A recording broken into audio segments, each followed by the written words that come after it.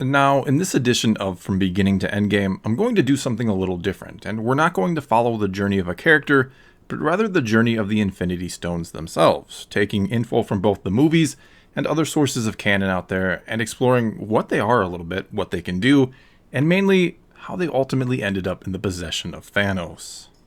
Okay, so let's start out with what they even are or where they came from, and the best, most concise answer to this question comes from Wong in Avengers Infinity War, when he said, "At the dawn of the universe, there was nothing. Then boom, the Big Bang sent 6 elemental crystals hurtling across the virgin universe. These Infinity Stones each controlled an essential aspect of existence, those being space, reality, mind, soul, power, and time." Though to go just a bit deeper than that for a moment, the stones were actually made by 4 beings known as the cosmic entities, their names being Death, Entropy, Infinity, and Eternity, and that's pretty much all we currently know about them within the MCU.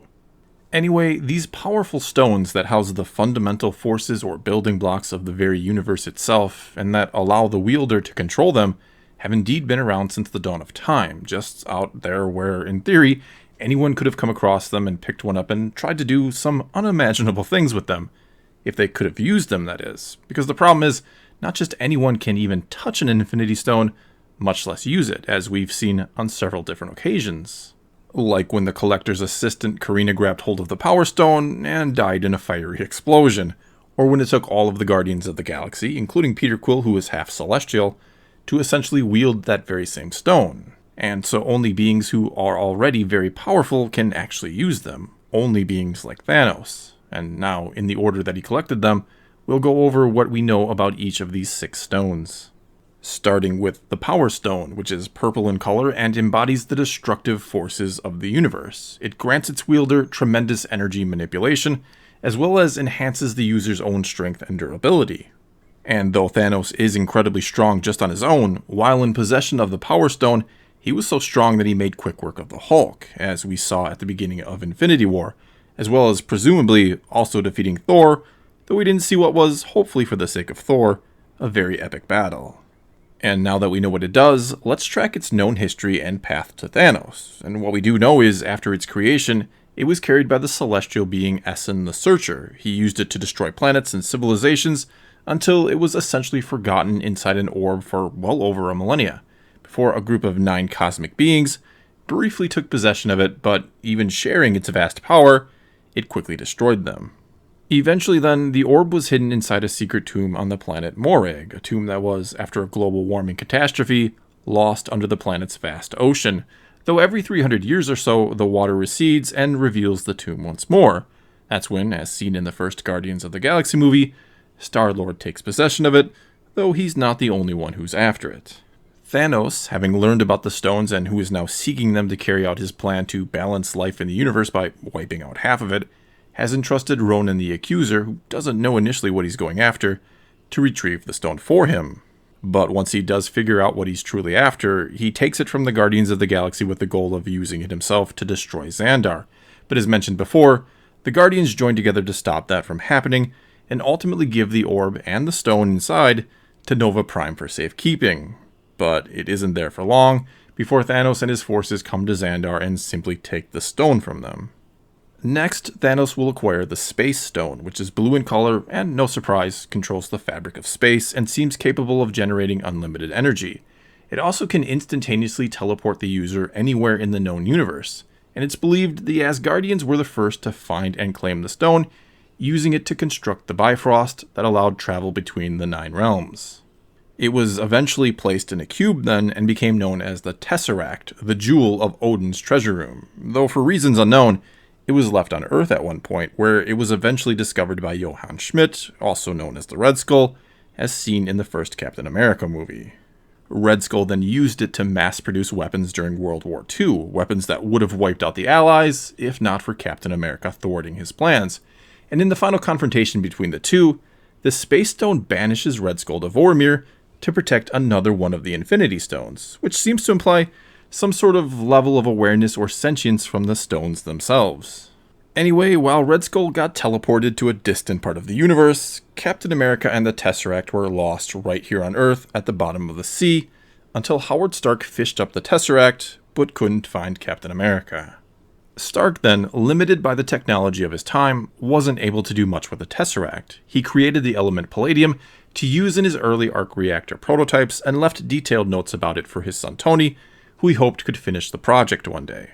Ultimately, S.H.I.E.L.D. took over stewardship of the Tesseract and started Project Pegasus, led by the Kree scientist Mar-Vell, though they didn't know she was a Kree of course, who was trying to use it to create a sublight engine, which eventually blew up in the face of Carol Danvers and led to her being bestowed with incredible powers, as seen in the movie Captain Marvel. Also in that movie, we saw the Tesseract would be kept out of the hands of the Kree and would remain on Earth with Nick Fury and S.H.I.E.L.D., and by 2010, S.H.I.E.L.D. would reactivate Project Pegasus to study the Tesseract, and they would recruit Dr. Eric Selvig to lead that project. Though eventually Loki shows up to claim the Tesseract for Thanos, in exchange for the Earth which he must first conquer. But thanks to the Avengers, things don't go quite as planned for Loki, and he is defeated and captured, and the Tesseract finds its way back to Asgard, where Thor gives it to Heimdall to repair the Bifrost, that of course had been destroyed in the first Thor movie, before it is again placed in Odin's vault. Which is where it remains until Ragnarok, when Loki takes it before Asgard can be destroyed, and then, after being tracked down by Thanos, Loki gives the Tesseract and the Space Stone within to Thanos in exchange for Thor's life. Next up, we have the Reality Stone, which is red in color and has the power to bend the laws of physics and to reshape reality itself by converting matter into dark matter. And the story of this stone begins with the Dark Elves, who created the ether out of it, which was essentially a liquefied version of the stone that could possess the user and grant them unimaginable power. A power the leader of the Dark Elves, Malekith, used to try to bring about an eternal darkness. But he was stopped by King Bor of Asgard, who took the ether and hid it away, until Jane Foster stumbled upon it a great many years later, and was possessed by it, which awakened Malekith, who again sought to bring about an eternal darkness, and while it was within her, one of the stones again showed some level of awareness as it protected Jane in order to protect itself. Soon after, though, as part of a plan to destroy it, Malekith was allowed to draw the ether out of Jane, but Thor's efforts to actually destroy it were in vain, and Malekith temporarily reacquired it, but would be stopped by Thor in the end, who then had the stone taken to the Collector, thinking it unwise to house two Infinity Stones in the same place, and it was from the Collector that Thanos took the stone during the events of Infinity War. The fourth stone Thanos would collect is the Soul Stone, which is orange in color and has the ability to manipulate souls, which is the very essence that makes up an individual. It also has the ability to resurrect and conjure the spiritual representation of people who have died. Furthermore, the Soul Stone also contains a pocket dimension within it, filled with an infinite expanse of shallow water and an orange sky, where souls of the dead can be communicated with. And though we don't know much about the history of this stone, or even if it's been wielded by anyone before Thanos, what we do know is that it's the most painful for the Mad Titan to acquire, since one who seeks to wield it must be willing to make a sacrifice. They must trade a soul for a soul.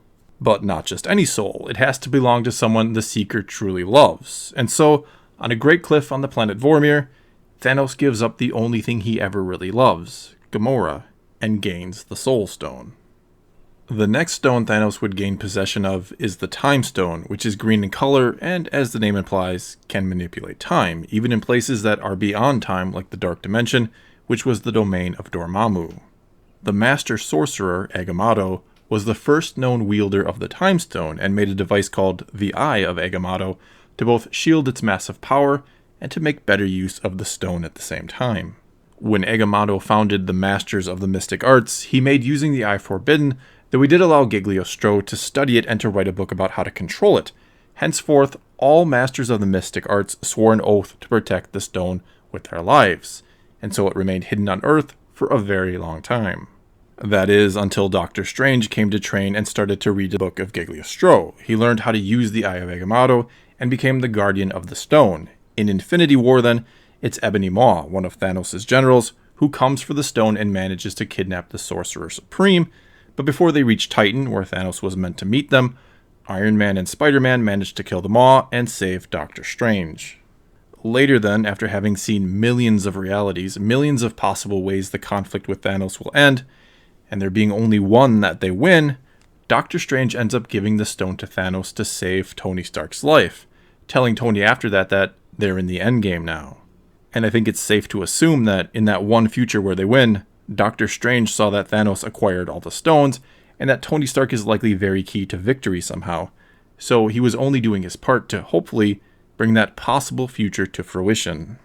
The final stone, then, is the Mind Stone, which is yellow in color and grants the wielder complete control over the hearts and minds of others. And again, this is a stone we know very little about in terms of history. We don't even know how Thanos acquires it the first time, because when we initially see it in the first Avengers movie, it's hidden away in the scepter Loki possesses. And little does the god of mischief know, but one of the reasons Thanos gives it to him is to control him. But another reason is so that Loki can acquire some allies on Earth, allies like Hawkeye, who fall prey to the power of the Mind Stone and come to serve Loki.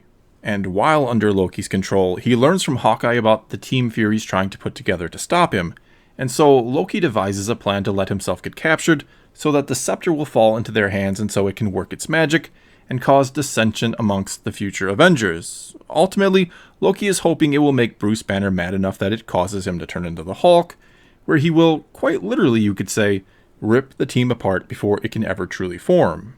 But as mentioned earlier, Loki's plan to conquer the Earth fails, but only because Dr. Eric Selvig put a fail-safe feature into the device that was creating the wormhole, which makes one wonder if he did that because the Mind Stone wanted him to or made him to it, that it didn't want to find its way back to Thanos, which would again show awareness from the stones.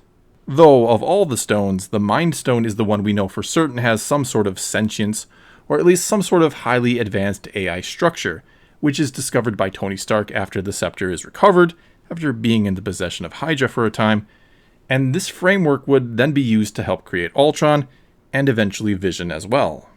But before that, and again while still in the possession of Hydra, who was experimenting upon people with it, the Maximoff twins, Pietro and Wanda, were granted powers by it, and they seem to be the only ones the experiment worked upon and gave powers to, which makes one wonder if they were picked for a reason by the Mind Stone. And later we would see that Wanda would fall in love with and do anything to protect Vision, who was not only born of the stone, you could say, but was also its protector as well. Unfortunately though, Vision and Wanda couldn't protect it from Thanos, nor could they stop him from getting it, even though they went so far as to destroy the stone, or should I say Wanda did while Vision willingly let her. But Thanos simply turned back time, yanked the stone free from Vision's forehead, and put the last of the stones into the Infinity Gauntlet. He then snapped his fingers and wiped out half the life in the universe. However, that didn't seem to come without a cost. The gauntlet itself looked like it had been pretty much fried, meaning Thanos probably won't be able to use them in conjunction anymore, but we do know the stones do still work, since Thanos used the Space Stone to teleport away after the snap, and perhaps the Time Stone to heal the wound in his chest left from Thor's axe. As for what will become of the stones and how will Thanos be stopped in Endgame, well, it's hard to say, though I have been meaning to make a prediction video about that, and I just haven't found the time. So if you have a guess, feel free to tell me about it in the comments below, and maybe after Endgame comes out, I'll make a video going over some of your predictions to see if any of you guessed the end of Endgame.